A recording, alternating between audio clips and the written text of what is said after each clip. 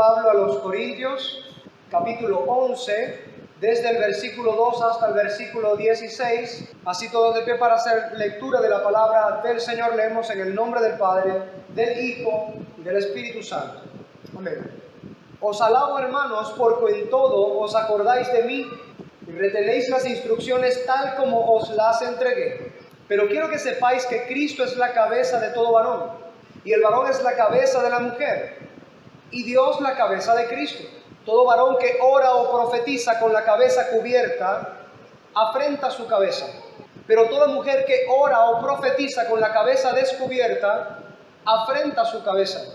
Porque lo mismo es que si se hubiese rapado. Porque si la mujer no se cubre, que se corte también el cabello. Y si le es vergonzoso a la mujer cortarse el cabello o raparse, que se cubra.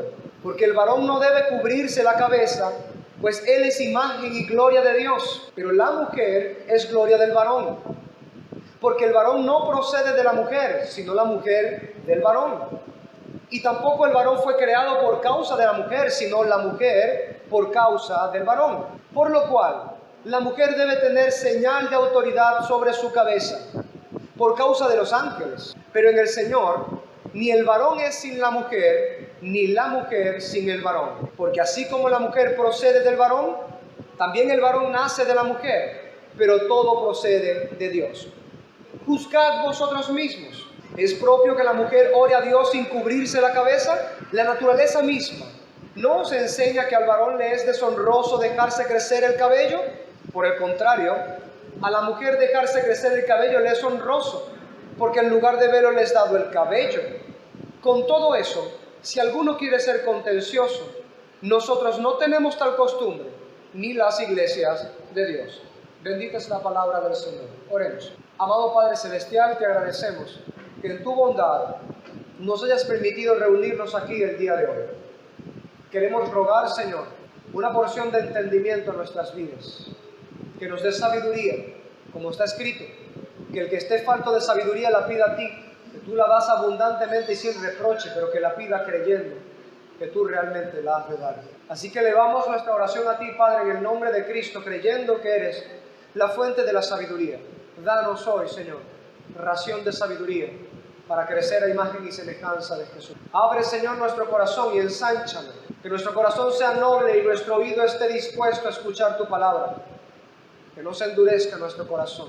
También te queremos rogar por mi propia persona como instructor o predicador de tu bendita palabra, que no me desvíe yo, Señor, sino que pueda yo aclarar tu palabra, predicarla, exponerla, con el fervor, Señor, de alguien que tiene un solo día de vida, pero también, Señor, con la fidelidad, con la precisión de un cirujano que se ha dedicado toda su vida a perfeccionar su técnica para salvar la vida de otros. Ayuda, Señor, a este hombre, hecho de carne y hueso, falible como cualquier otro, a que pueda predicar con una predicación ungida por el poder de tu Espíritu Santo y guiada con la luz de tu santísima palabra. Que tu nombre hoy sea glorificado, bendito Dios, y que tu iglesia sea edificada.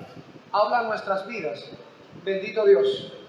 Transforma nuestro entendimiento y que, como está escrito, no nos amoldemos a las corrientes de este mundo, sino que seamos transformados por medio de la renovación de nuestro entendimiento para comprobar cuál sea tu voluntad, bendito Dios, la cual sabemos es agradable, es buena, es justa, es santa, es en última instancia perfecta. Gracias te damos, bendito Dios. En el nombre de Cristo elevamos nuestros ruegos y súplicas a ti, como está escrito en Filipenses 4, con acciones de gracias. Amén. ¿Pueden sentarse, mis hermanos?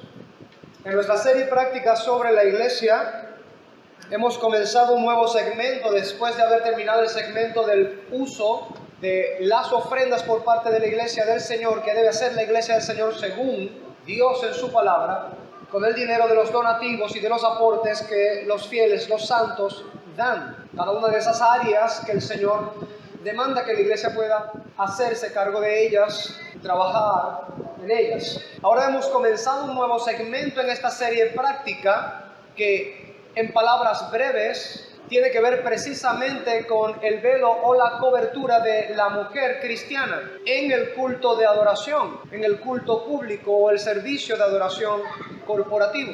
Y en la primera predicación, que fue la anterior a esta, digo esto a manera de introducción para entonces poder centrarnos en el texto que vamos a estar escudriñando y que va a ser predicado el día de hoy con el favor del Señor. La vez pasada estuvimos viendo en el versículo 2 varias cosas importantes. Primero, que Dios ha dado ciertas tradiciones para ser practicadas por su pueblo. Vimos con el significado de los vocablos que utiliza el apóstol Pablo, inspirado por el Espíritu de Dios, que ciertamente estas tradiciones que son de Dios y no de los hombres deben ser predicadas y practicadas. Vimos varios ejemplos de ellas en las Escrituras. Segundo, en este caso también vimos que Pablo se refiere al tema de la cubierta o velo en la mujer cristiana como una de las tradiciones apostólicas que la iglesia cristiana debe guardar. Tercero, vimos por el testimonio histórico que la iglesia cristiana así lo entendió durante siglos, hasta que el movimiento feminista empezó una revolución en contra de la cubierta o el velo. Esta revuelta reciente del siglo XIX fue alimentada en realidad por una rebelión antinatural contra el diseño divino para los roles del hombre y la mujer como criaturas de Dios, que es básicamente parte de lo que estaremos viendo hoy, las razones de esa revuelta. Pero apuntaron primero a la cubierta de la mujer, que es el símbolo apostólicamente constituido, antes de disparar a la propia sustancia de los roles del hombre y la mujer. Veremos por la amplia evidencia que hay de las consignas e ideologías detrás del feminismo y otros movimientos antibíblicos, cuál es el entendimiento que tienen ellos sobre el rol del hombre y el rol de la mujer. Veremos cómo van anatemizando desde la perspectiva de ellos todo lo que Dios dice acerca del hombre y entonces haciendo lo mismo con todo lo que Dios dice acerca de la mujer. Ahora, y por último en esta introducción, para que Satanás pueda, hermanos y hermanas, vulgarizar a la mujer cristiana, desnudando todo su cuerpo, hacerla objeto de la lujuria y la codicia de los hombres, Satanás primero debe destruir el concepto de autoridad que Dios le dio al colocar al hombre como cabeza de ella, para resguardarla. Pero para que esto pueda suceder, el diablo debía hacer que la cabeza de la mujer cristiana fuera primeramente descubierta. Y aquí el orden lo veíamos la semana pasada. Juan Calvino, cuando todavía la práctica del velo cristiano no había sido desarraigada de la iglesia cristiana, cuando todavía era común encontrar en las iglesias cristianas las mujeres cubiertas para la gloria del Señor en los servicios públicos, él decía que si Satanás arrebatase el velo de las mujeres, luego las tendríamos desnudas enseñando los pechos en las calles. No es sorpresa que precisamente el movimiento que comenzó con esta revuelta se identifique precisamente con sacar los pechos al aire. Pero de eso hablaremos en otra oportunidad, cuando estemos hablando del decoro y la vergüenza en contraste. Así que Satanás lo primero que hace es apuntar a la cabeza literal de la mujer para descubrirla, para entonces poder sacar de la cabeza mística o espiritual, metafórica, su autoridad. Y para poder destruir la autoridad del hombre como cabeza de la mujer, pues comenzó con aquel símbolo, por destruir, por quitar de en medio aquello que era símbolo de esa autoridad señalada por el Señor en las Escrituras. Entonces, hoy veremos por las Escrituras que el tema de la cubierta en la cabeza de la mujer cristiana tiene que ver primero con un asunto de autoridad. Y soy llano en efecto sobre ello, porque es precisamente sobre esos rieles que nos vamos a deslizar, porque es básicamente lo que la palabra de Dios enseña. Es decir, vamos a ver con las Escrituras el orden divinamente instituido para con los roles del hombre y la mujer, sobre qué están basados, para que el apóstol Pablo pueda mandar lo que vemos en ese pasaje que ordena. Habiendo dicho esto, entonces sí, vamos a ir al texto número 3, al versículo 3, que conviene tocarlo el día de hoy. No quise juntar los otros hasta el 5 porque iba a ser demasiado largo, así que vamos a tocar el versículo 3 y el favor del Señor nos permita tocar entonces el 4 y el 5 la semana que viene, y así seguiremos. Pero quiero que sepáis que Cristo es la cabeza de todo varón, y el varón es la cabeza de la mujer, y Dios la cabeza de Cristo. Vamos a hacer nuestra primera pausa en la primera parte de estas 3 sentencias que el apóstol Pablo utiliza en este texto. Quiero que sepáis que Cristo es la cabeza de todo varón. Ahí nos vamos a detener. Pablo empieza y termina con Cristo en este versículo, nótelo. Habla acerca de Cristo al inicio y termina hablando de Cristo al final en este texto. Porque cuando estemos en el desarrollo de este versículo, usted tiene que darse cuenta que esto está basado en la autoridad de Cristo principalmente. Empieza con Cristo y termina con Cristo porque todo está fundamentado en Cristo. Él desea que el asunto de la cubierta de la mujer cristiana, tanto como en todos los demás temas que él suele tratar, aunque él abunde en argumentos de muchísimas formas y naturaleza, que todos puedan ver que Cristo es el fundamento de todo cuanto él dice. Ahora, en esta sentencia que da aquí el apóstol Pablo, por medio de ellas las Escrituras nos llevan a considerar primeramente la autoridad que tiene Cristo sobre el varón. Antes de hablar lo que sucede en la relación entre el hombre y la mujer y cómo eso forja parte de la base para la cubierta o velo de la mujer cristiana, lo primero que el apóstol Pablo llama la atención en su escrito es que, antes de decir que el hombre es cabeza de la mujer, dice que Cristo es cabeza del hombre, que el hombre tiene por cabeza a Cristo. Ahora, como en muchos otros pasajes en las Escrituras, cabeza aquí, este término significa básicamente autoridad. Es decir, se está utilizando como un sinónimo de otro vocablo, autoridad, de alguien que dirige. Y para ver esto de manera más apropiada, consideremos cómo el Espíritu Santo usa la palabra o el término cabeza en otros lugares de las Escrituras. Permítame citar, por ejemplo, 2 citas. En 2 de Samuel, capítulo 22, versículo 44, dice: me guardaste para que fuese cabeza de naciones. Pueblo que yo no conocía me servirá. Vemos que el vocablo que utiliza el Antiguo Testamento en el hebreo para el significado de cabeza, en ese contexto se usa de una manera metafórica. No está significando una cabeza literal, sino que metafóricamente está apuntando a que Él se ha hecho la autoridad de otras naciones. Por eso dice: me guardaste para que fuese cabeza de naciones. Significa, voy a estar al frente de las naciones. Voy a ser autoridad de las naciones. Voy a ser quien dirija las naciones. Y por supuesto ellas tendrán servicio. Una segunda cita que pudiéramos considerar está en Isaías capítulo 7.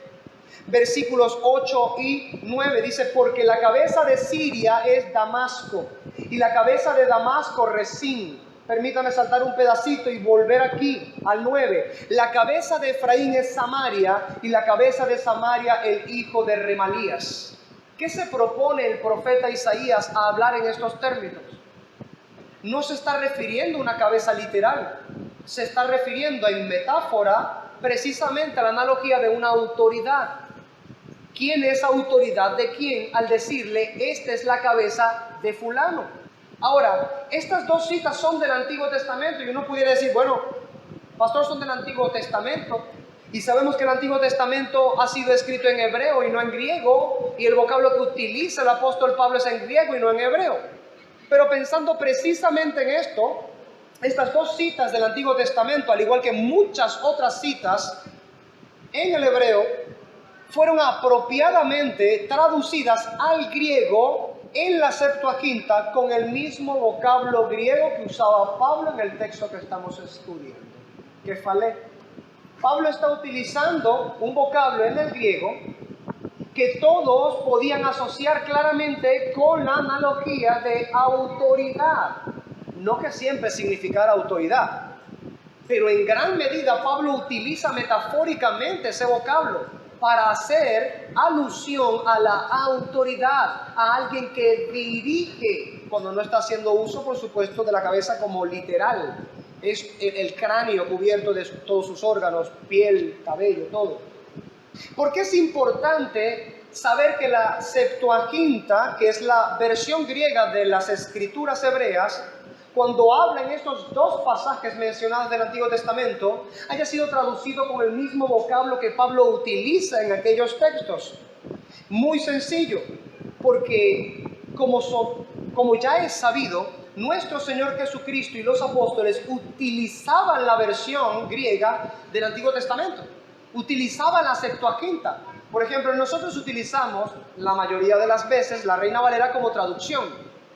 Pero esto es una versión al español de las Escrituras en hebreo y en griego y algunas porciones de arameo, ¿correcto? Lo mismo sucedía en el tiempo de nuestro Señor Jesucristo. Ya no todos hablaban hebreo porque ya había quedado como una lengua casi abandonada por causa de todas las ocupaciones que tuvo el pueblo de Israel. Grecia, Roma, finalmente cuando estaba nuestro Señor Jesucristo. Así que la lengua que llegó a ser ponderante en el tiempo de ellos fue la lengua helénica, el griego koiné, más propiamente el dialecto koiné del griego. Y esto es lo que estoy diciendo que suena tan importante o debe ser tan importante para nosotros.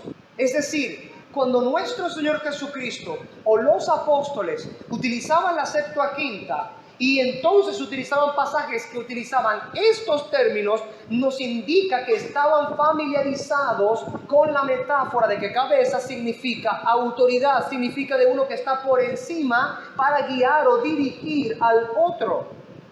Simon Kitzmacher en su comentario dice acerca de estos abundantes testimonios del uso de Kefalén en la Septuaginta, dice: es impresionante la evidencia que se acumula en la Septuaginta, pero también en Filón y en Josefo.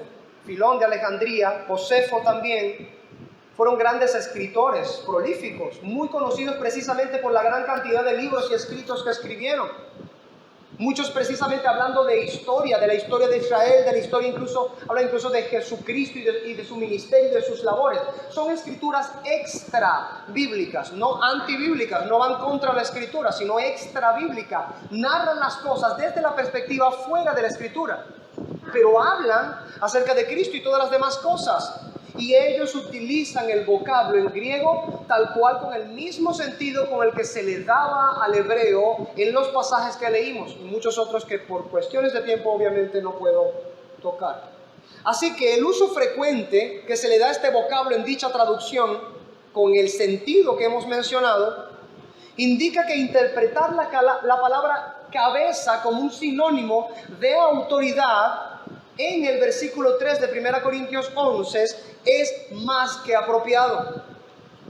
Pero no solo allí podemos ver que se usa la palabra cabeza figurando el sentido de autoridad, sino que San Pablo mismo lo usó varias veces de esa manera en otras cartas también.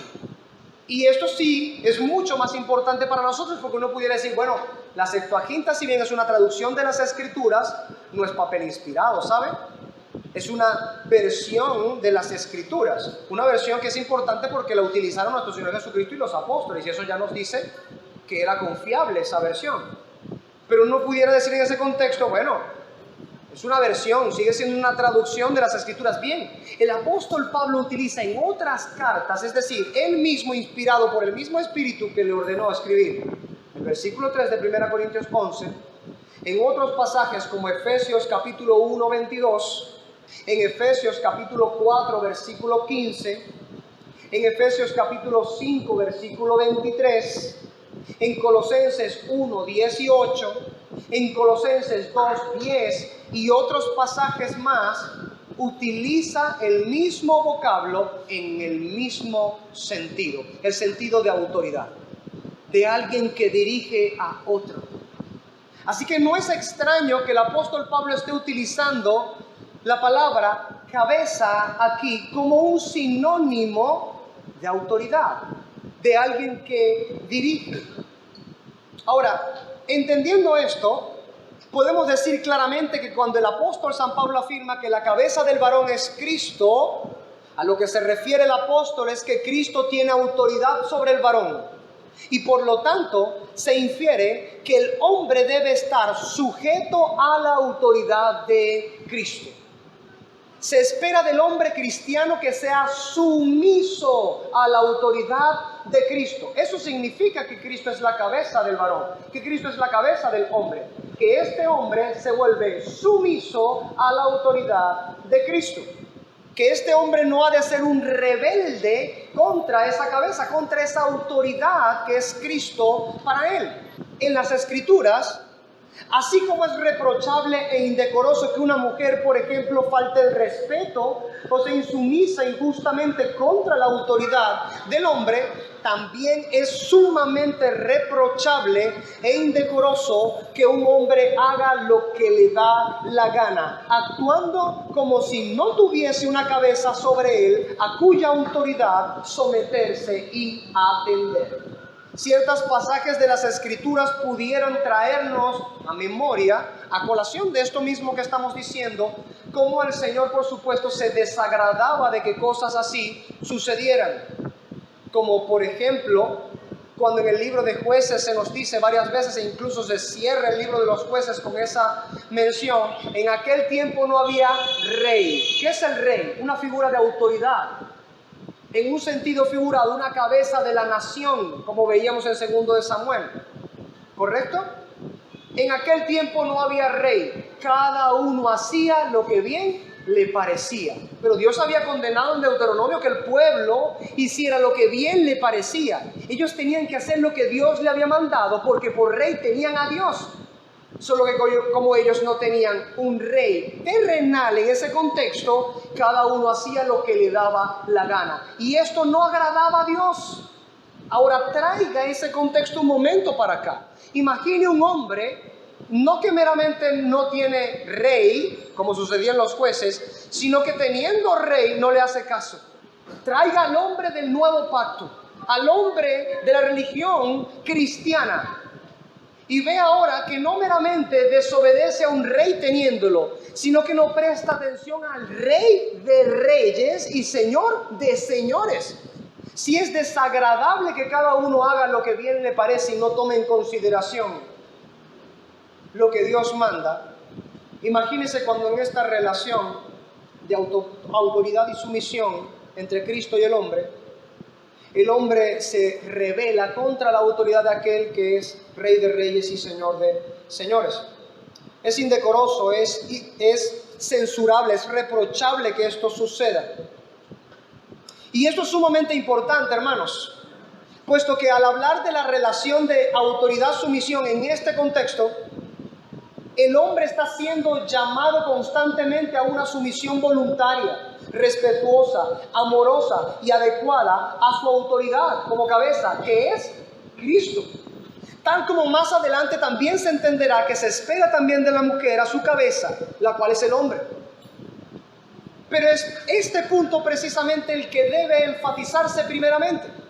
Si bien no es el momento en el que voy a desarrollar más este punto, gran parte del desarrollo de la rebeldía en la mujer moderna o contemporánea contra la autoridad del hombre no nace única y exclusivamente porque ciertas mujeres motivaron estas cosas e hicieron revueltas y protestas para llevar a cabo y la extensión de esta conducta hacia otras mujeres. Ya hemos visto la semana pasada que por supuesto eso ocurrió con bastante grado de éxito.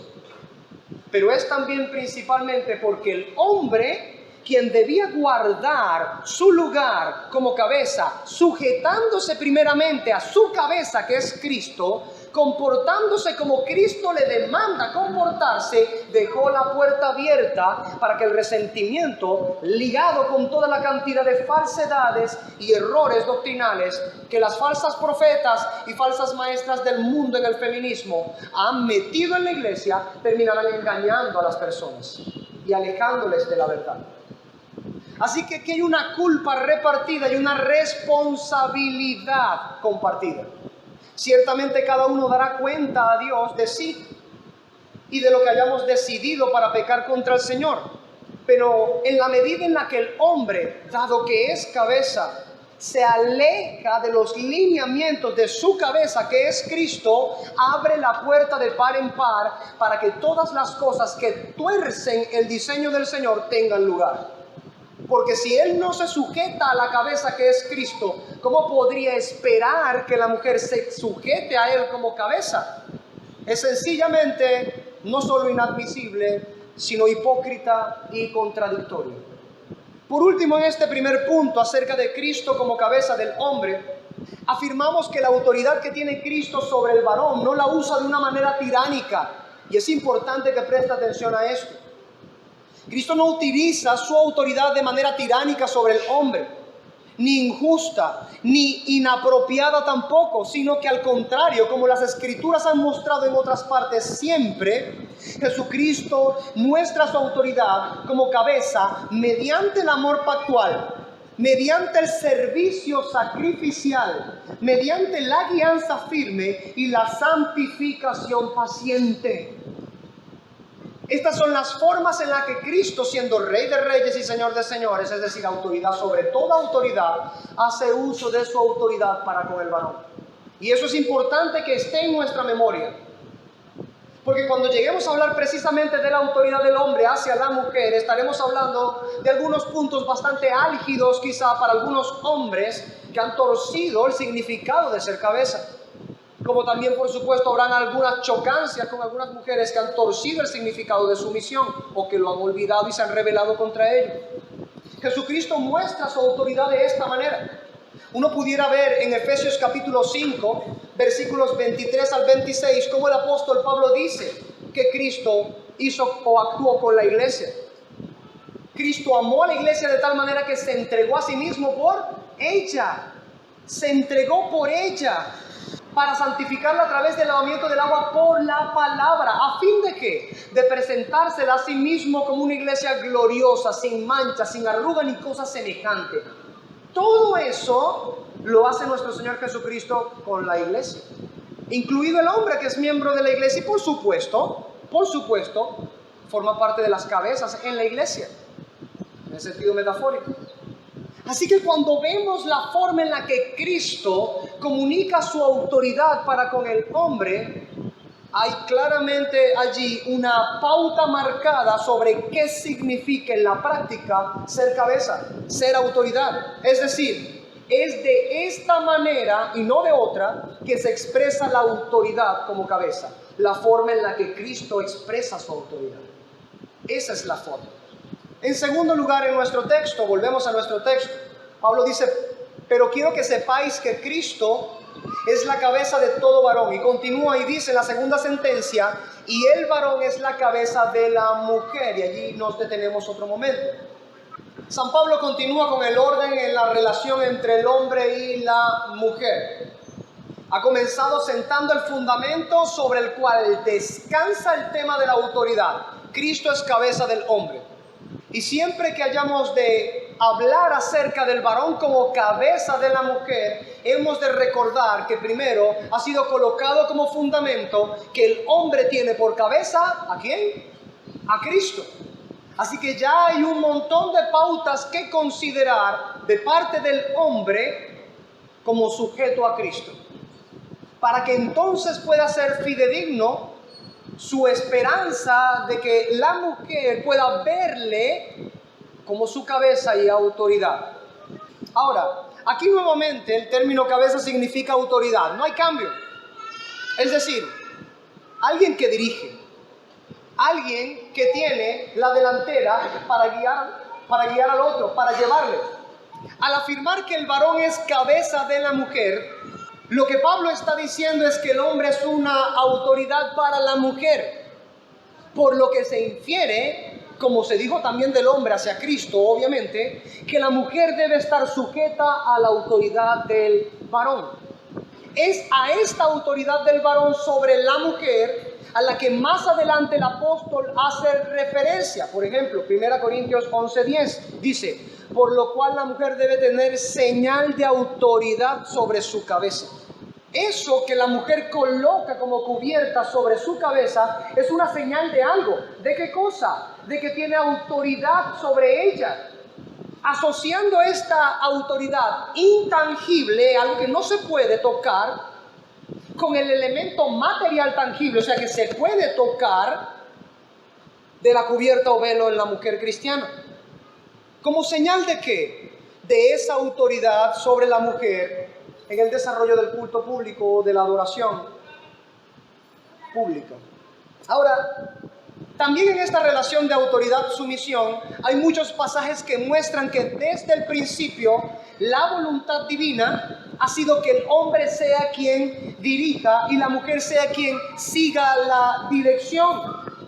Puede verse esto, por ejemplo, en Génesis capítulo 2, versículos 21 y 22. Cuando Moisés escribe inspirado por el Espíritu de Dios, que Dios durmió a Adán y que de una costilla de su costado, y recuerde eso porque al final vamos a hablar de ello también, pero es muy importante este punto allí, de esa costilla formó una mujer que luego se la presentó al hombre. Allí Dios ya estaba mostrando el principio de autoridad que Pablo viene o empieza a desarrollar en este pasaje. De hecho, note cómo interpreta ese pasaje que hemos mencionado de Génesis 2 el apóstol Pablo en el mismo capítulo en el que estamos estudiando. Por ejemplo, en el versículo 8 dice: porque el varón no procede de la mujer, sino la mujer del varón. ¿Cómo interpreta Pablo Génesis capítulo 2, versículo 21 y 22? Que el hombre fue colocado por cabeza y se muestra desde el acto mismo de la creación, porque la mujer fue creada del costado de Adán y fue dada a Adán como una ayuda idónea. No era para gobernar a Adán, era para ayudar a Adán en el gobierno de todas las demás cosas. Si uno revisara 1 Timoteo capítulo 2, versículos 12 y 13, en donde yace la negativa de Pablo a que la mujer coloque autoridad sobre los hombres en la congregación o ejerza dominio en la congregación sobre los hombres, y le prohíbe predicar y enseñar allí. Si bien eso es harina de otro costal, el principio prevalente en ese pasaje es el mismo que estamos hablando. Porque él dice, porque la mujer no fue creada primero, sino que Adán fue creado primero.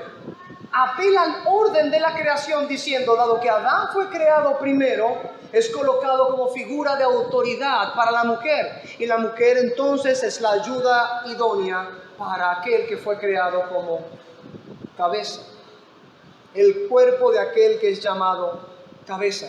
Ahora, Pablo menciona estas cosas como una verdad ineludible en varias de sus cartas. En varias de sus cartas.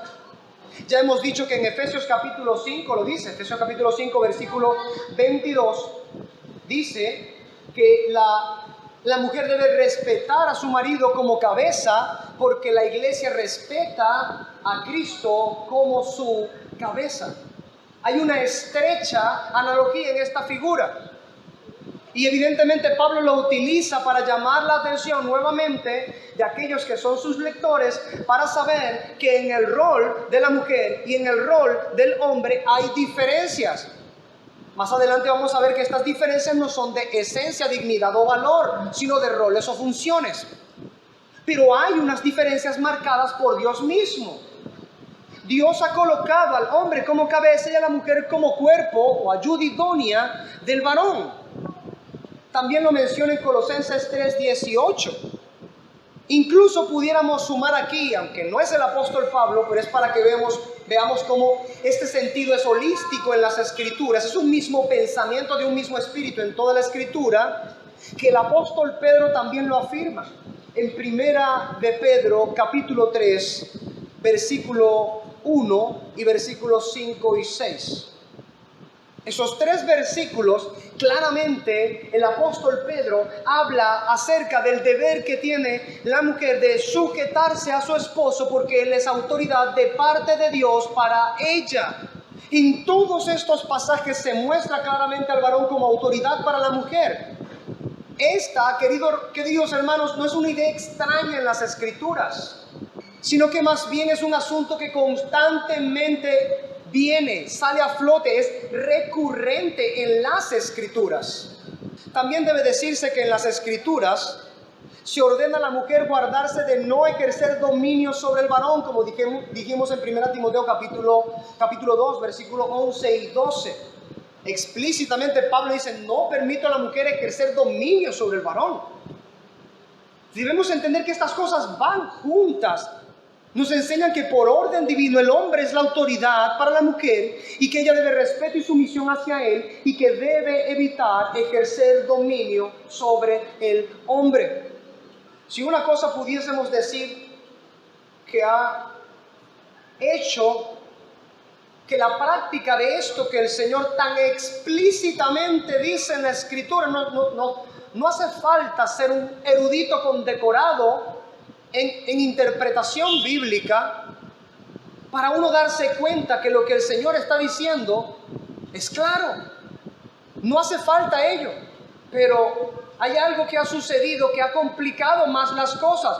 Y no me refiero únicamente al movimiento feminista con su revuelta en el siglo XIX, al final de los 60, 70, sino que me refiero al pecado mismo, a la entrada del pecado mismo en la creación.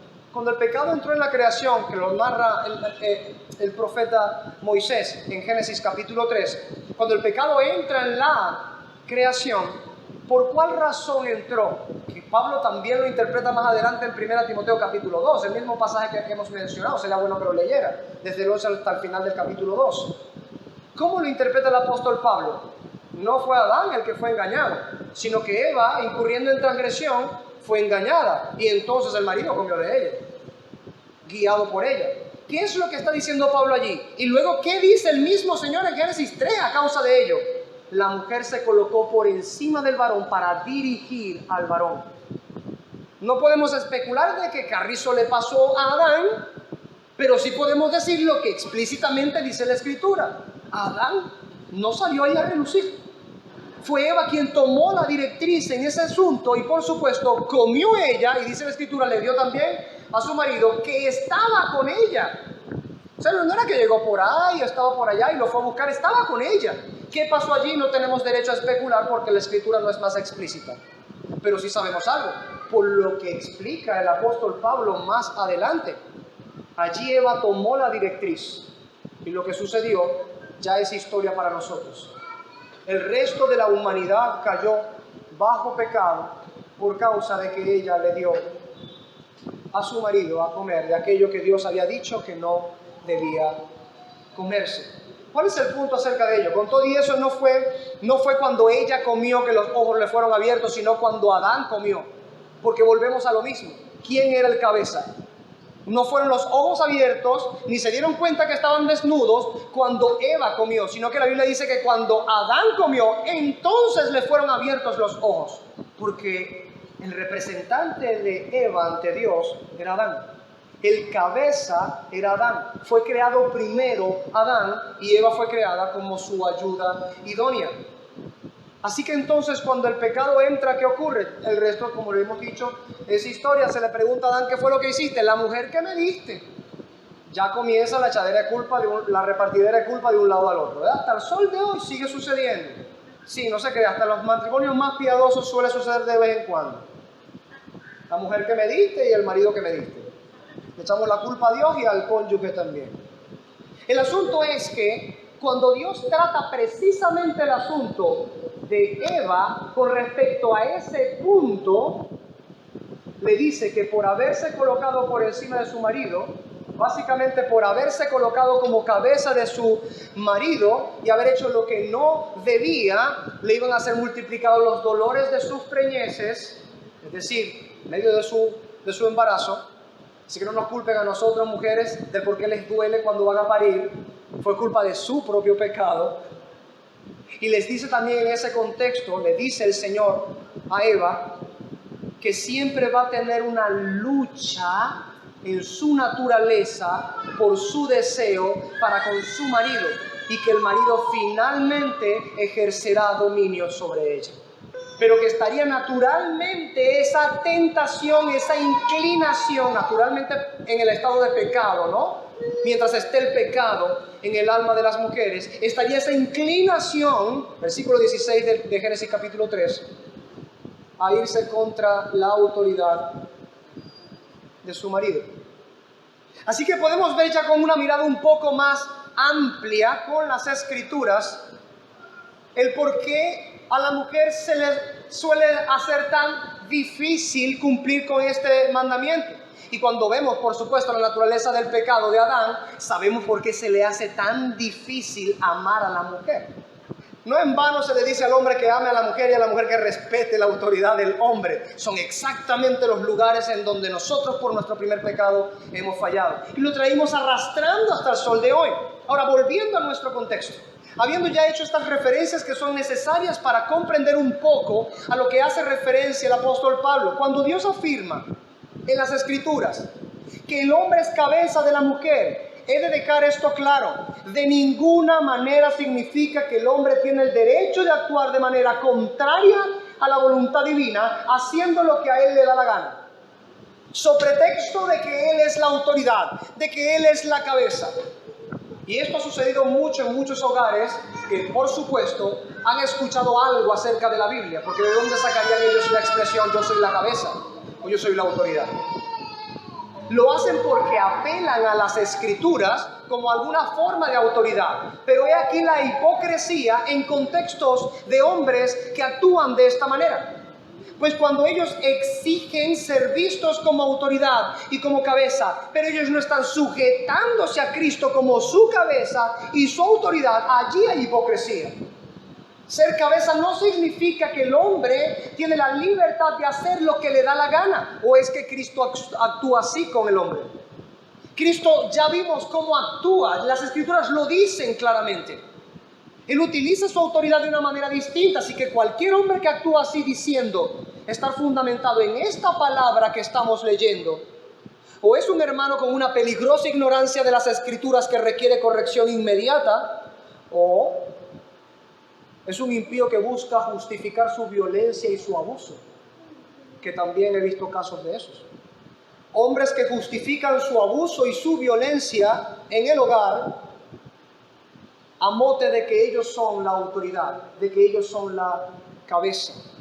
Repito, o son hermanos cuya ignorancia es peligrosa y hay que corregir rápidamente, o son impíos que buscan justificar su violencia, su abuso de autoridad. Lo cierto es que ambas cosas son detestables a ojos del Señor. Si un hermano es ignorante de lo que dice la palabra del Señor y tuerce el sentido de lo que significa autoridad o ser cabeza, eso es desagradable ante los ojos del Señor. Y como está escrito, Dios no tiene por inocente a los culpables. Porque como creyentes tenemos el deber de inspeccionar, escudriñar, meditar la ley de Jehová y enterarnos cuál es la voluntad de Él para practicarla. Así que un hombre que desconoce estas cosas y termina por su desconocimiento torciendo peligrosamente el sentido de las palabras del Señor, él no es un inocente delante del Señor. Ha pecado contra el Señor, ha pecado contra su cabeza, la cual es Cristo. Ya dijimos antes que la forma en la que Cristo hace uso de su autoridad marca un muy buen ejemplo de cómo el hombre cristiano debe hacer uso de esa autoridad. Es decir, el hombre como cabeza de la mujer, su autoridad debe desarrollarla como Cristo, en amor pactual, en servicio sacrificial, en guianza firme y en santificación paciente, precisamente como Cristo hace uso de su autoridad como cabeza para con la iglesia, el hombre incluido allí. Lo hemos visto en Efesios 5 del 23 al 26, aunque hay muchísimos otros pasajes. No pretendo ser exhaustivo en este punto, creo que es suficientemente claro este punto. Ningún hombre ha sido llamado cabeza para que haga lo que le dé la gana con su mujer. En las Escrituras se condena claramente la conducta impropia de un hombre en abuso de su autoridad para con la mujer. Pues se ordena y advierte en las Escrituras diciendo explícitamente de esta manera, Colosenses 3:19, maridos, amad a vuestras mujeres y no seáis ásperos con ellas. También está escrito en 1 de Pedro capítulo 3 versículo 7, vosotros maridos, igualmente, vivid con ellas sabiamente, dando honor a la mujer como a vaso más frágil y como a coherederas de la gracia de la vida, para que vuestras oraciones no tengan, qué cosa que solamente las mujeres están respondiendo el versículo. Pero esto es una censura para nosotros los hombres en nuestro actuar, en nuestra conducta para con la mujer. Ser hombre no significa que puedo hablarle como me dé la gana a la mujer, que puedo tratarla como me dé la gana. Eso no es lo que significa ser cabeza y ser autoridad.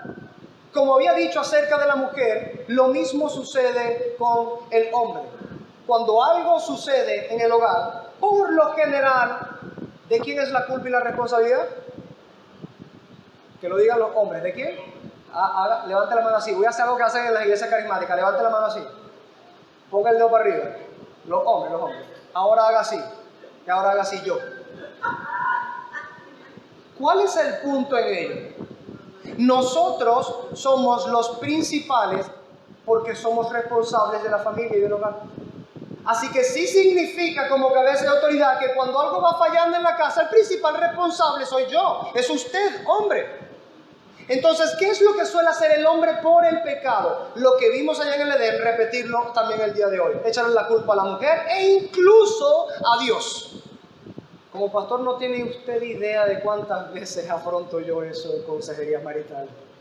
La mujer que me diste, esa frase de Adán, dicha en palabras más modernas y, vamos a decirlo entre comillas, piadosas, sigue en contenido siendo la misma protesta que el hombre hace hoy contra su mujer ante Dios y contra Dios mismo.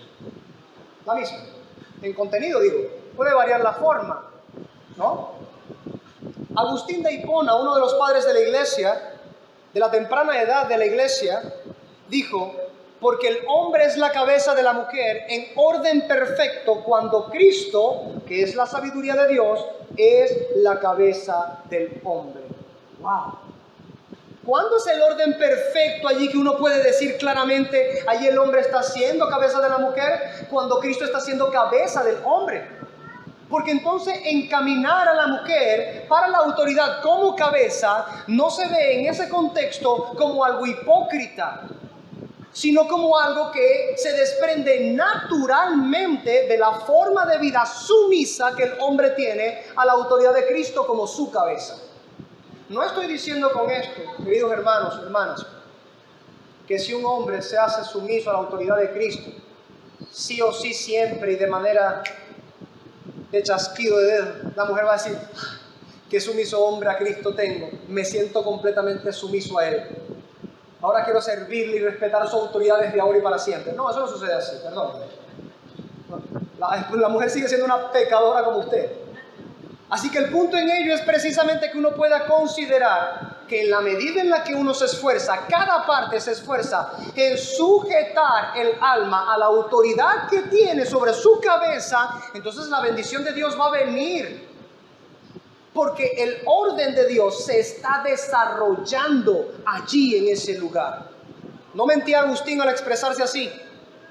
En la medida en que el varón toma para sí una sumisión de la guianza y la voluntad de Cristo, su cabeza, entonces estará él mejor preparado para ejercer autoridad para con la mujer. Y en realidad él lo estará haciendo como realmente le ha sido asignado por Dios ejercer autoridad para con la mujer. Otra manera, como ya hemos dicho, será sencillamente antinatural al concepto bíblico de autoridad, será contra el concepto de Cristo de ser cabeza y además de esto será totalmente contradictorio e hipócrita.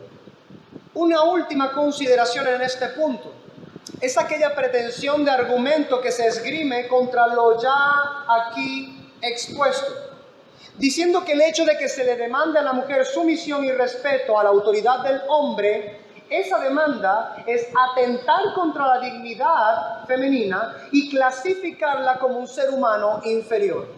Ahora, le he echado palo a los hombres en lo que significa autoridad. Ahora, de alguna manera me van a sentir, hermanas, un poco como si estuviera echándole palos a ustedes, pero recuerde, lo que estamos hablando es la palabra del Señor. Porque quiero mostrar precisamente de dónde viene la idea que ha permeado en la iglesia, que ha distorsionado el concepto de autoridad y de cabeza, y que también ha distorsionado el concepto de sumisión y sujeción. En la predicación pasada tomé unos minutos para dar un recuento histórico para que entendiésemos en qué punto de la historia estas cosas se agudizaron, este pecado se agudizó de tal manera que que no solamente se hizo patente, sino que se volvió protesta a nivel nacional e incluso se hizo abiertamente contra la palabra del Señor. Betty Friedan, una de las fundadoras de la National Organization of Women, o la Organización Nacional de Mujeres en el norte de América, en los Estados Unidos de Norteamérica, que ya les conté acerca de cómo inició esa fundación al asociarse con Elizabeth Farians, de la cual hablábamos que ella tenía una fuerza de trabajo de mujeres y religión. Al unirse las dos cosas, dio como resultado un movimiento religioso feminista, es decir, había un área feminista dentro de esta organización feminista. ¿Qué hizo Betty Friedan en 1968 al ella iniciar su revuelta feminista contra el velo? ¿Recuerdan que les hablé acerca de esa convocatoria que Friedan hizo a un desvelado nacional? De quitar los velos a las mujeres cristianas y que lo quemaran públicamente. ¿Recuerdan que les comenté eso? Bien. ¿Qué protestaba ella, según sus propias citas, su propia palabra? Contra la condición de segunda clase de las mujeres en todas las iglesias. Porque el hecho de que las mujeres lleven la cabeza cubierta en los servicios religiosos es un símbolo de sumisión. 68 del siglo XIX, 1968. El siglo XX, cuando la NAO convocó a las mujeres a ese desvelado nacional, ¿sabe cómo se afirmó acerca de ello? Que esto era una anticuada y discriminatoria práctica cristiana, esa de llevar la cabeza cubierta en los servicios litúrgicos. Citas textuales. Que la mujer cristiana, cuando se cubría la cabeza, era discriminatorio, era anticuado, que hacía de la mujer una persona de segunda clase y que entonces en ese contexto, por supuesto, estaban siendo despreciadas las mujeres. ¿De dónde salió ese pensamiento? Porque de las escrituras, como por ejemplo todo lo que hemos estado leyendo hasta ahora, viendo que sí está en la escritura, y la escritura es palabra de Dios, y su palabra es verdad, como está escrito en el Salmo 119, la suma de tu palabra es verdad. Es puro cada juicio del Señor que tenemos en las escrituras. ¿De dónde sacaron estas personas estos pensamientos? No hay nada más lejos de la realidad en este asunto. ¿Sabe? Es lo único que yo podría concordar con la frase de Betty Friedan, con la que inicia o da más ímpetu a su desvelado nacional y su quema de velos y todo aquello que en la segunda ola feminista esta mujer inició, es que es cierto que el velo es una señal de autoridad sobre la cabeza de la mujer y por lo tanto implica que es señal de la sumisión de la mujer. Yo estoy de acuerdo con ello, pero no estoy de acuerdo con ella. Son dos cosas distintas. Yo estoy de acuerdo con esa porción que ella ha dicho, que en realidad sí, el velo es una señal de la sumisión de la mujer. Estoy completamente, no puedo estar en desacuerdo con eso, pero estoy en desacuerdo con ella. ¿Por qué? Porque las escrituras primero lo dicen. 1 Corintios 11:8 dice explícitamente, porque el 10, por lo cual la mujer debe tener señal de autoridad sobre su cabeza. Explícitamente lo dice. No puedo pensar otra cosa. ¿Pero por qué discuerdo de ella? Porque el verdadero problema está en la noción, el concepto, la perspectiva que estas feministas tenían sobre la autoridad y la sumisión. Y este asunto es sumamente importante porque de aquí radica todo. El hecho de haber quemado velos no es nada cuando no se considera cuál es la ideología construida anteriormente. ¿Cuál es la narrativa que surgió de esa ideología para que pudiera justificar la práctica que más adelante se lleva a cabo? Según creemos, así es el ser humano, según creemos hablamos y según creemos practicamos también. Hay presupuestos mentales en cada una de las ideólogas de este movimiento. Hay fundamentos para sus pensamientos. Uno le llamaría con una palabra un poco más aplicada a ello, aunque no tan sencilla para utilizarla en este contexto, que sería axioma. Es decir, el pensamiento más último de la mente, que descansa como fundamento de aquello que yo estoy pensando. o razonando. Aquello que yo no puedo quitar de en medio, que me sirve como base para elaborar mi razonamiento. Eso es un axioma. Los axiomas de estas mujeres, los pensamientos últimos, las bases del pensamiento de estas mujeres son el problema aquí. Permítame hacer 3 breves citas, porque es que no puedo llenar todo un sermón de citas de feministas, obvio. Pero quiero que contemple un poco cuál es el pensamiento que subyace, que está de fundamento para el movimiento que quemó velos y llamó a la mujer a emanciparse de la opresión del velo. Sí, tan ridículo como suena. Escuche esto. La feminista Susana Reina, en uno de sus blogs, describiendo el pensamiento de una escritora y filósofa feminista también, llamada Mary Wollstonecraft, se refirió en estos términos al respecto. Escuche esto, es increíble. Hay una similitud evidente, dice ella, entre la sumisión inherente a los regímenes políticos que institucionalizan la tiranía del poder basado en la fuerza bruta y la opresión, con el conjunto de ideas que pretende la sumisión de la mujer. Le voy a decir en palabras sencillas y fáciles, masticables, que dijo ella.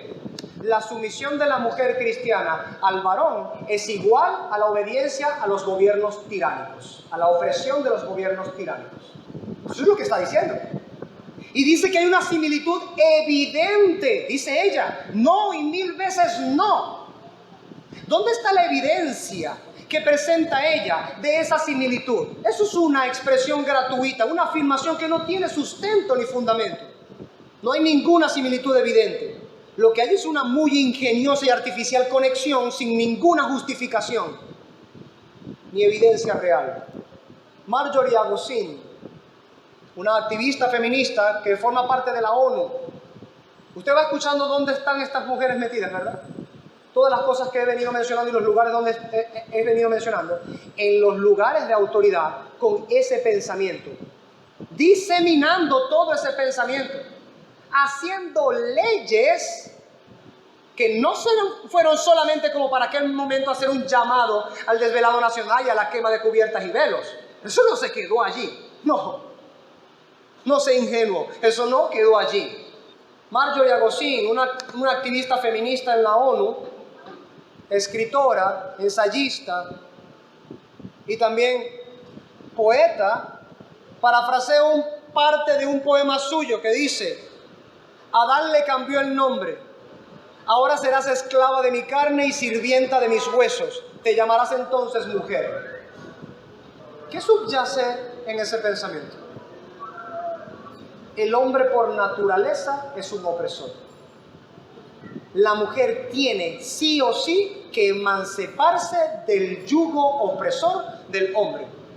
Es la magia de las palabras. Y estos artífices del engaño y el error lo saben bien, que dependiendo de la forma en cómo presenten sus ideas, pueden ir paulatinamente siendo aceptadas por la sociedad e incluso, que es lo que más ha dolido, permeando en la iglesia para cambiar nada más y nada menos que las tradiciones divinas que la columna y baluarte de la verdad tiene, la iglesia. Simone de Beauvoir, una de las feministas más radicales e ideóloga detrás de las locuras de este diabólico movimiento, dice que, cito, los varones escribieron los códigos, leyes y libros sagrados que elevan a verdad universal la inferioridad de la mujer y el carácter natural y necesario de su opresión. Le digo en palabras masticables lo que está diciendo. Las religiones son por naturaleza opresoras de la mujer. Y por supuesto los hombres son artífices de las religiones. Por lo tanto, el hombre utiliza la religión para oprimir a la mujer. Respuesta hacia ello, la mujer debe emanciparse de la opresión patriarcal.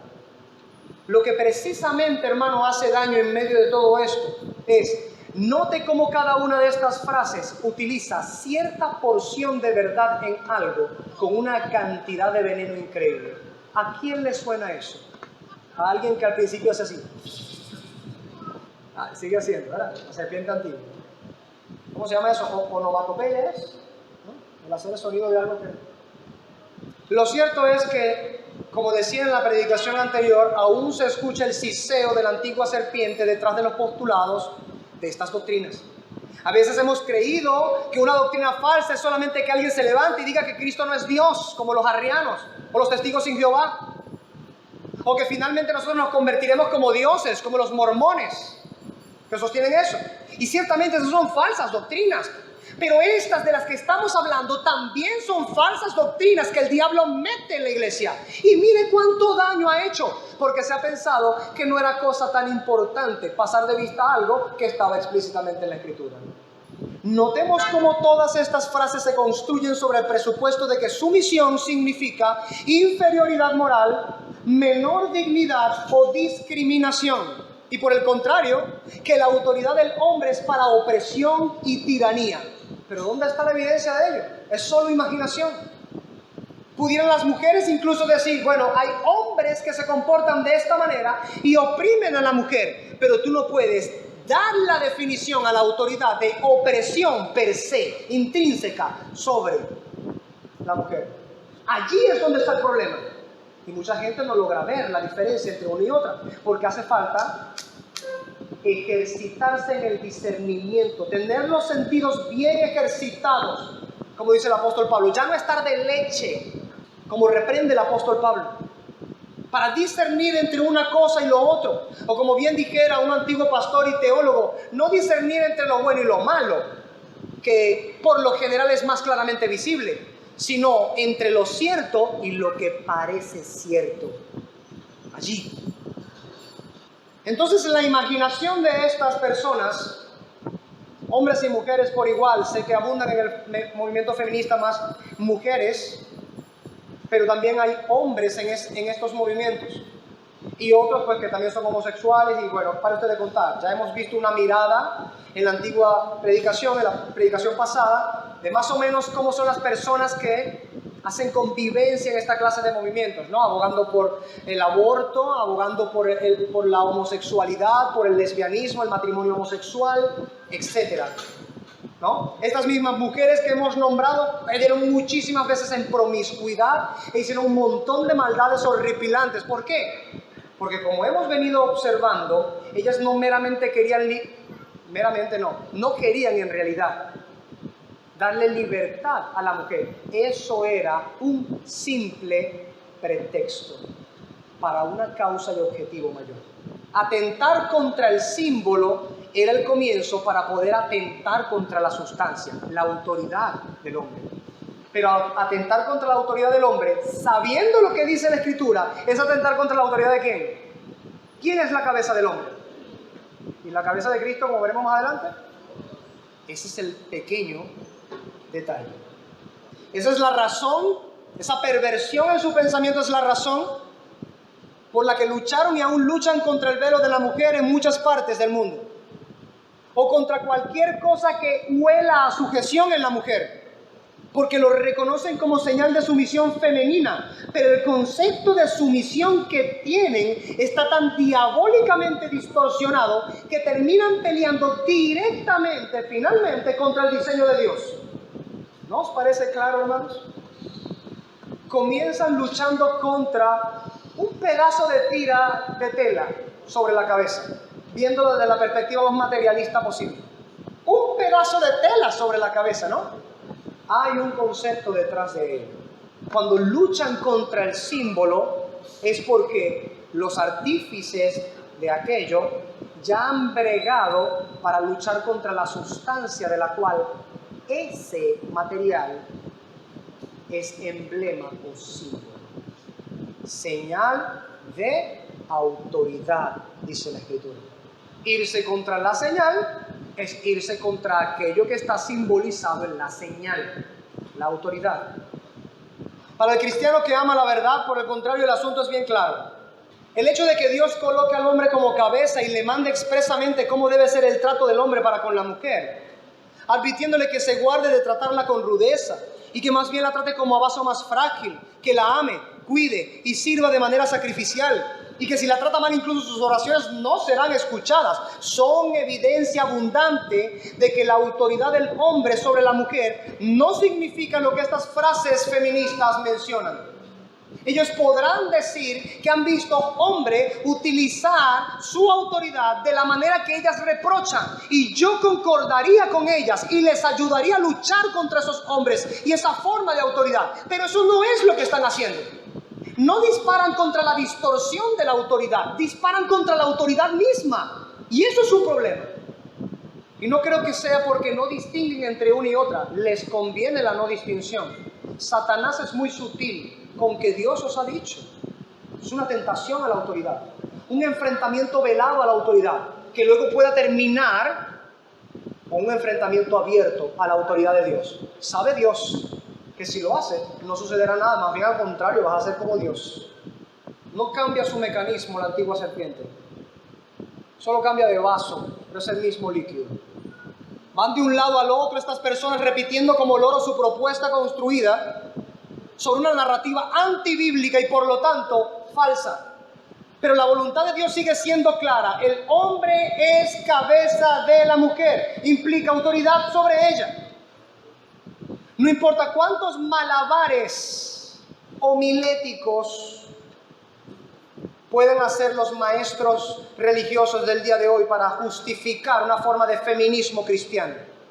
No importa qué tan bonitas sean las palabras que utilicen los profetas paganos en el mundo para justificar las locuras que traen estas doctrinas. Sencilla y llanamente la palabra de Dios sigue siendo clara. El hombre es cabeza de la mujer. Ahora, hermano, lamentablemente muchas mujeres cristianas, y aunque en menor grado hay hombres también, han caído en el engaño por dos razones básicas. Primero, por las estratagemas detrás de las artimañas del error. Permítanme utilizar esa expresión que utiliza el apóstol Pablo en Efesios 4:14. Estratagemas detrás de esas artimañas del error que mujeres y hombres mentirosos usan con astucia para engañar a la gente. Mira, hermano, permítame darle otra cosa más. A veces uno está predicando y uno tiene la tentación de decir un montón de cosas, pero uno está siempre limitándose para mantenerse en el punto esencial y principal. Pero creo que esto ayuda a entender un poco el asunto. Mención breve. Hay algo que se llama ventana de Overton. ¿Alguien lo ha escuchado? ¿Sí? Método para hacer de lo imposible posible. Ventana de Overton. Lo primero que se propone el método es buscar que las cosas con cierta bulla se vaya volviendo normal. Hay que hacer normal que la mujer pueda estar sin velo en la iglesia. Luego de que se hace normal, podemos aspirar un poco más. Podemos ir luchando para no solo normalizar, sino normatizar, hacer normas al respecto. Y después de que normatizamos, entonces estamos en condición de penar, censurar, reprochar a aquellos que no acatan la norma. Y ya después que hemos tenido la potestad de censurar a quienes no acatan la norma de aquello que normalizamos previamente en todo nuestro tiempo de trabajo duro, es por supuesto quitarlos del medio. Cerrado ese punto, es así como precisamente ha venido trabajando esta doctrina. Estas doctrinas, este conjunto de enseñanzas diabólicas.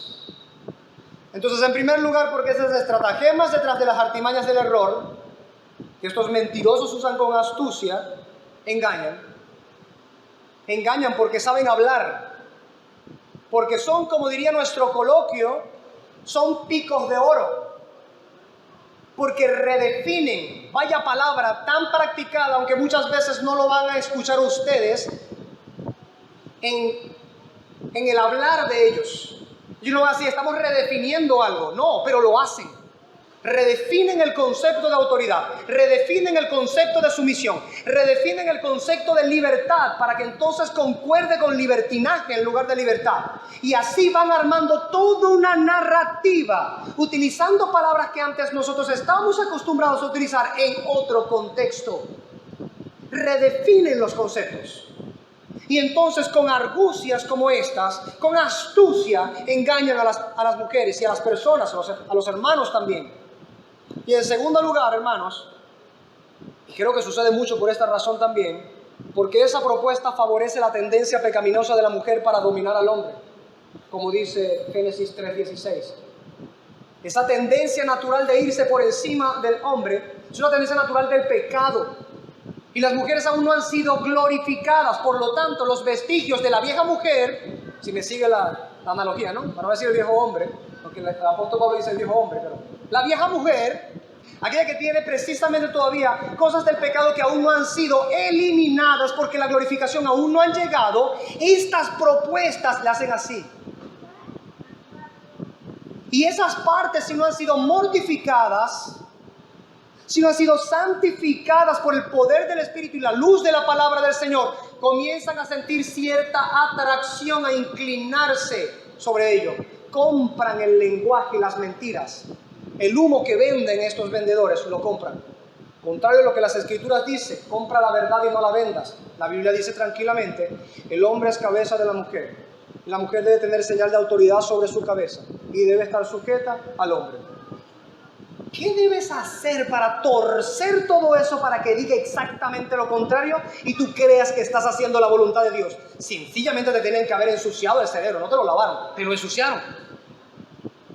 Aún así, como otra respuesta a lo que se dice, afirmamos claramente que dentro del cristianismo sostenemos el concepto bíblico de sumisión y autoridad y no la redefinición que el feminismo ha hecho, ni la perversión que el machismo ha creado tampoco.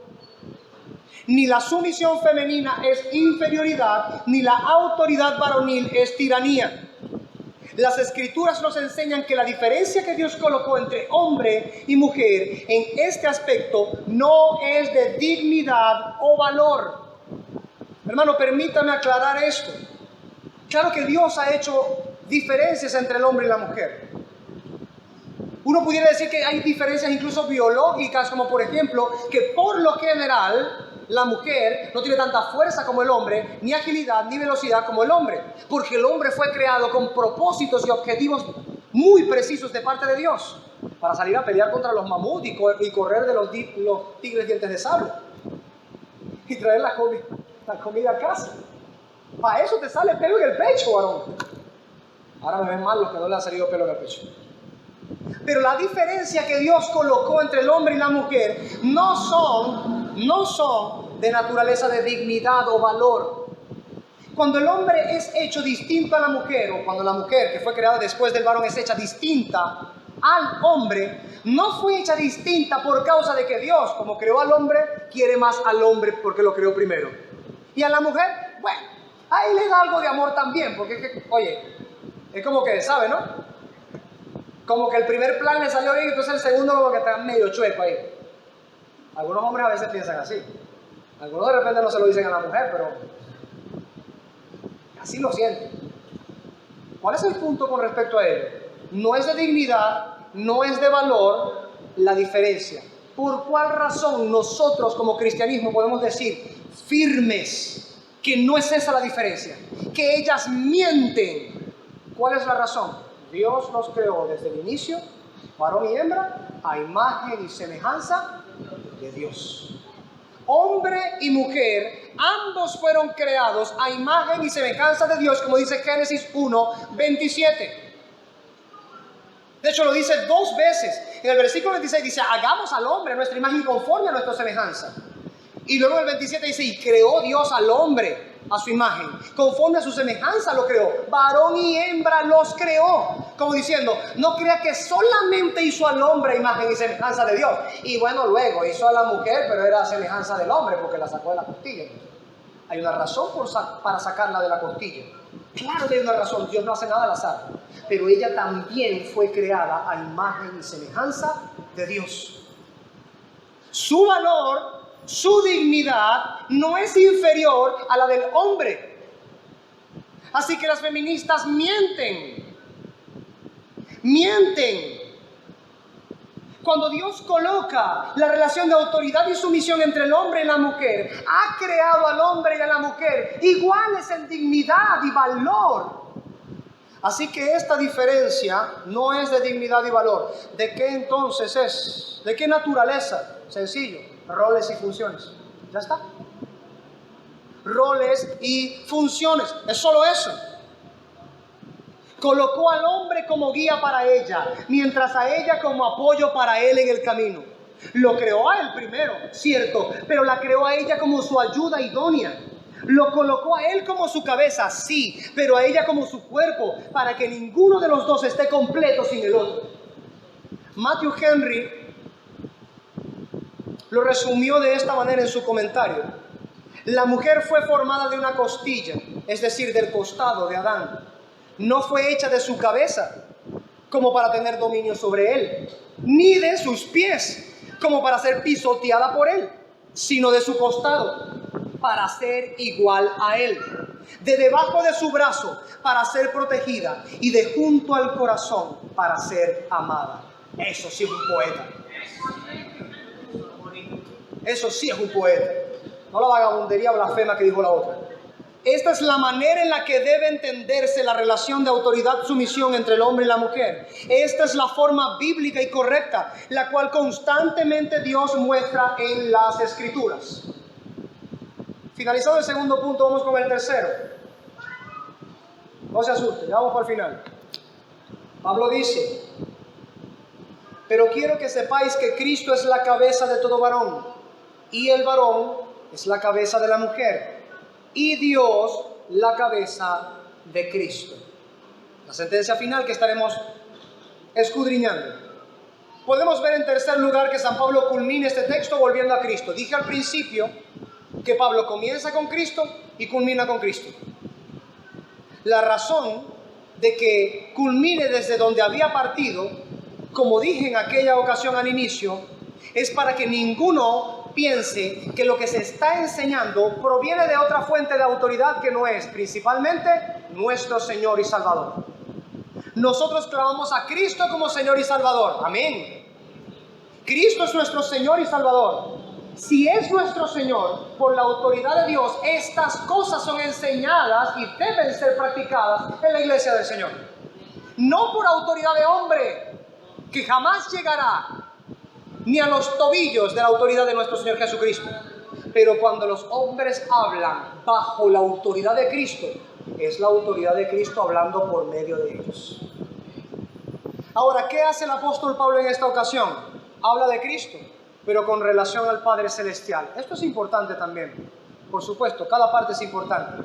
Dios es la cabeza de Cristo. Es apropiado mostrar a Cristo como ejemplo en todo. ¿Por qué, hermanos? No, imagínense, ¿qué mayor ejemplo y mejor ejemplo puede encontrarse de verdadera sumisión que el que hay en Cristo? Porque estábamos hablando acerca de Cristo como autoridad sobre el varón, ¿correcto? Pero ahora miramos esta faceta de Cristo, Cristo como sumiso a la autoridad del Padre. Ahora las mujeres pueden decir amén.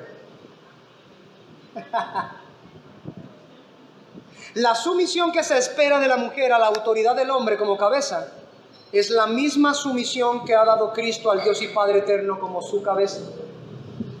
Cristo se acopló perfectamente a la autoridad de Dios Padre, respetando su voluntad y buscando agradarle en todo.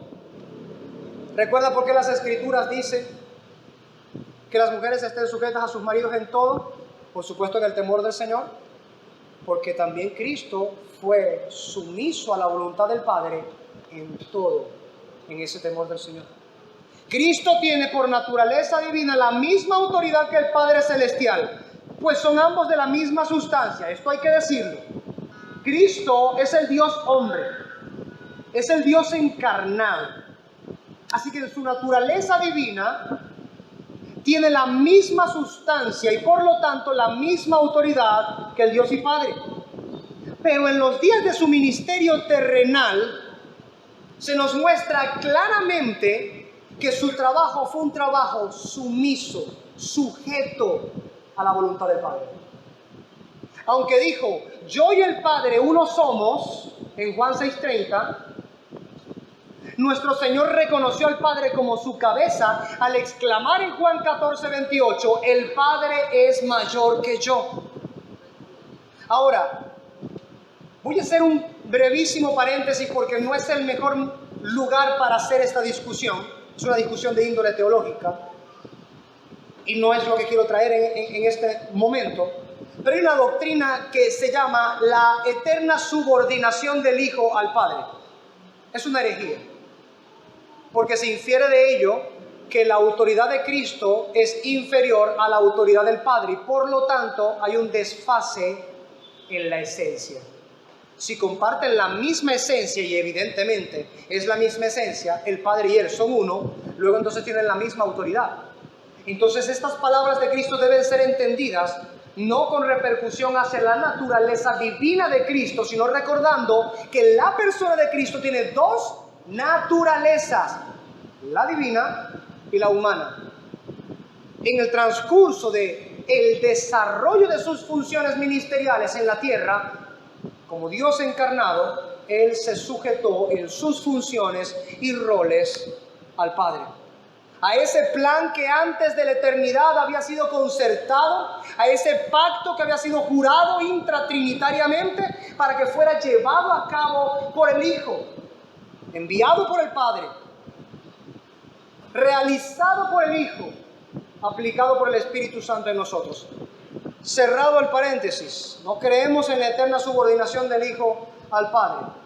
Es una subordinación funcional, de roles y funciones, como venimos hablando. No que el Hijo sea en su naturaleza divina inferior al Padre. Eso sería herejía.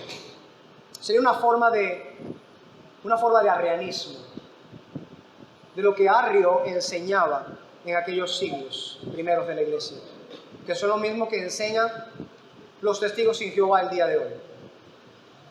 Que Cristo es la más alta de las criaturas de Dios, la más perfecta, la más hermosa de las criaturas de Dios. Ojo, no se deje llevar por la expresión perfecta, gloriosa, alabada. Péguele el ojo a la expresión criatura. El Hijo no es una criatura. El Hijo es Dios sobre todas las cosas. En Él habita corporalmente toda la plenitud de la deidad, dice la Escritura. Amén. Bien, entonces, ¿qué mostró Cristo por medio de su desarrollo de roles y funciones en la tierra al actuar de esta manera? ¿Y cómo podemos corroborar esto con las Escrituras? Por ejemplo, Juan 6:38, ¿qué dice nuestro Señor? Yo no he bajado del cielo para hacer mi propia voluntad, sino para hacer la voluntad de mi Padre que me ha enviado. ¿Qué vemos allí? Sujeción. Quiero hacer lo que el Padre me ha enviado a hacer y punto. Y otra vez diciendo, en Juan 4:34, me recuerdo que eso fue cuando la mujer del pozo, no me acuerdo cuando estuve allí, recuerdo el pasaje, quiero decir, que cuando entonces aparecen los discípulos que estaban hambrientos y buscando cómo comer, Él les da esta respuesta, diciendo en este contexto, mi comida es hacer la voluntad del que me envió. Antes de eso había dicho, yo tengo una comida que comer que ustedes no conocen, y ellos, ¿será que otro le trajo comida? Le trajo un lonche de pastichos mientras nosotros estábamos buscando por allá o dormirse. Pastichos en aquel tiempo. Cristo podía comer pastichos si le daba la gana, es Dios, pero no lo hizo. Se sujetó a vivir el tiempo en el que el Padre le envió a nacer de mujer. Sujeción en todos los aspectos. Pudo haber escogido nacer en el lugar más rico, de mayor preponderancia de la historia, en el palacio mejor dotado y lujoso, pero nació en el lugar más humilde, en el lugar donde se alimentaban a los animales, en un establo, en un pesebre.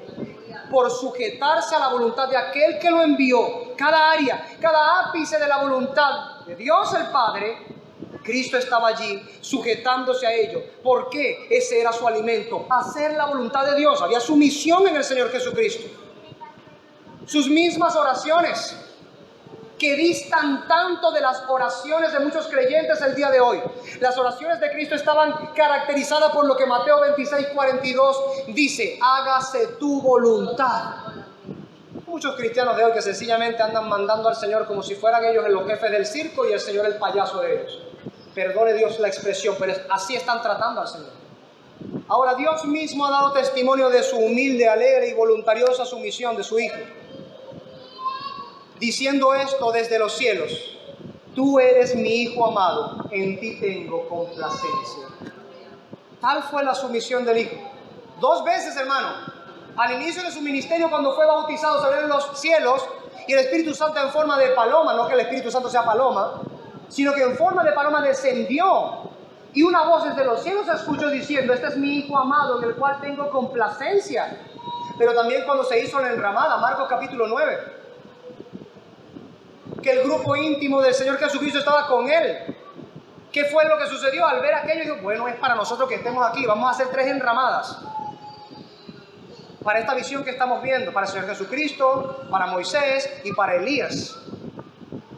Y el Señor le reprende desde el cielo, le dice, casi que coloquio, le dice: ustedes no tienen idea de lo que están hablando.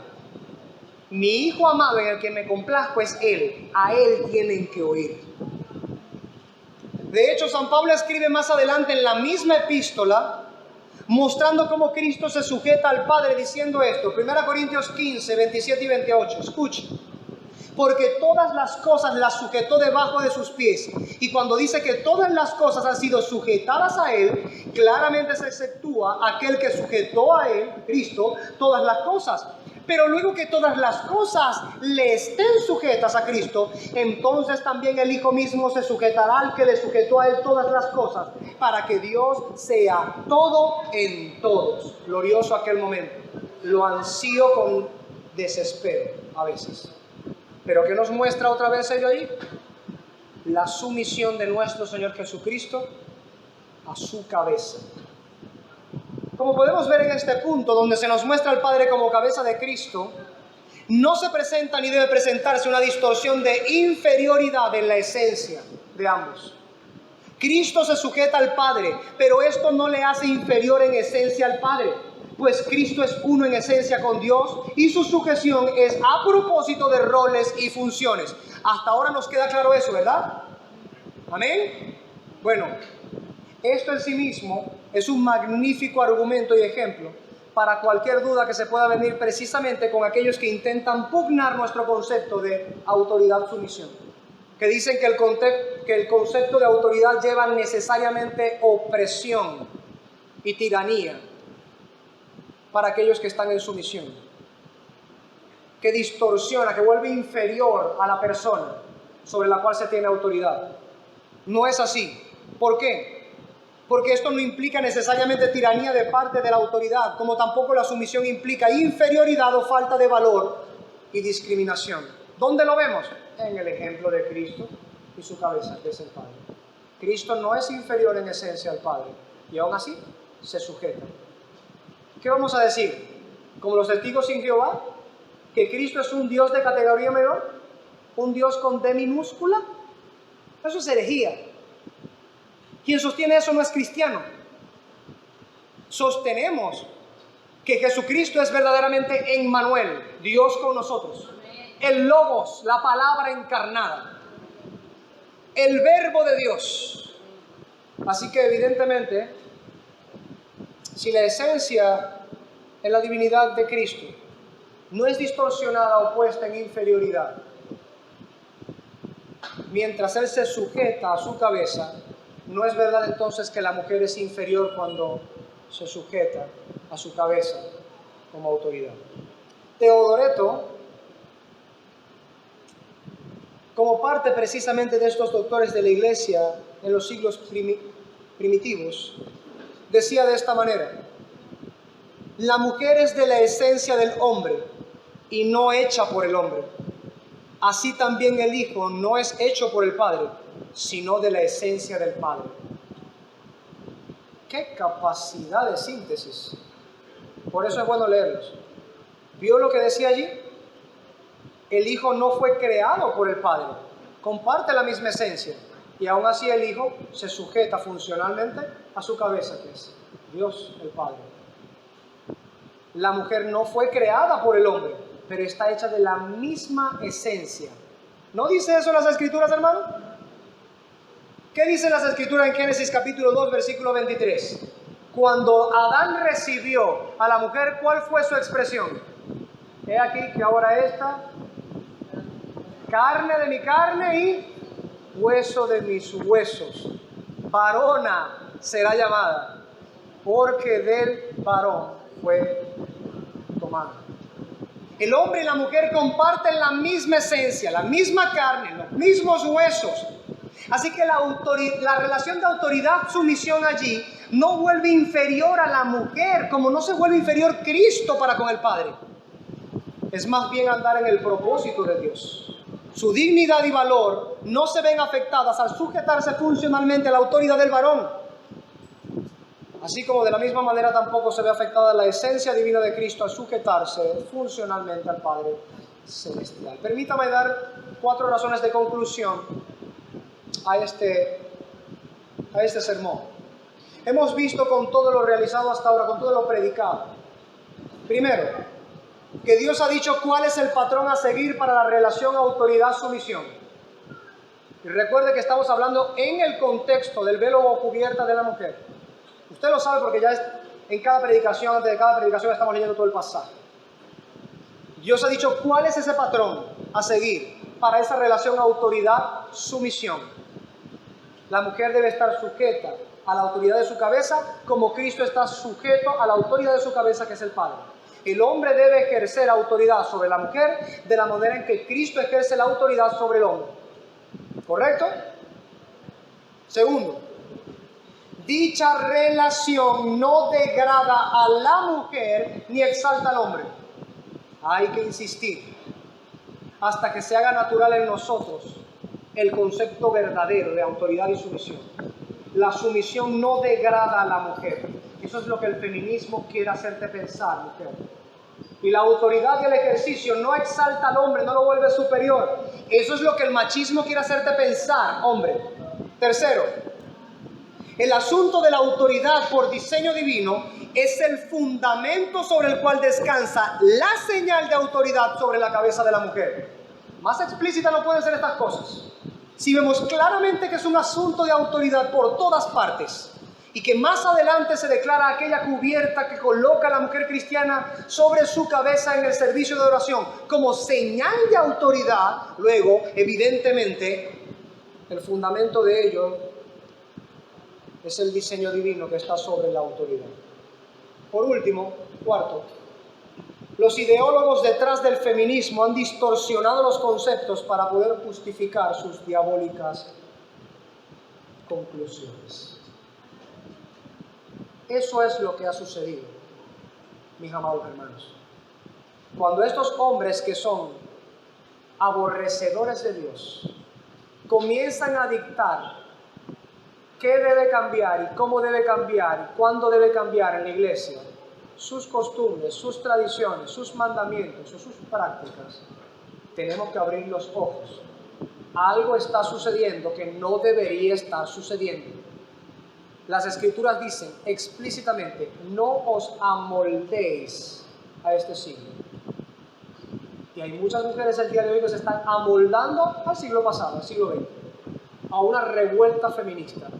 Porque en todos los demás siglos pasados, la palabra del Señor se mantuvo fielmente cumplida por la iglesia cristiana en todas las latitudes.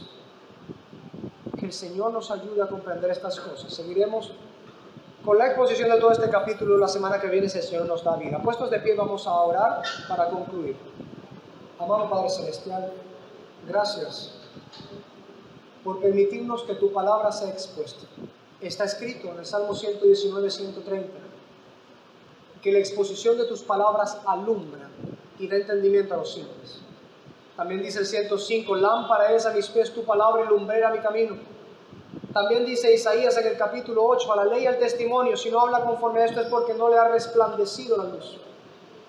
Y también dice el apóstol Pedro en su segunda carta, en su primer capítulo, que tenemos también la palabra profética más segura en la cual hacemos bien en prestar atención, como una antorcha que alumbra en medio de la más oscura niebla hasta que el lucero de la mañana, que es Cristo tu Hijo, resplandezca fulgurante en nuestros corazones. Tu palabra es luz. Oscuridad son las palabras de los hombres y de las mujeres que se oponen a ti también.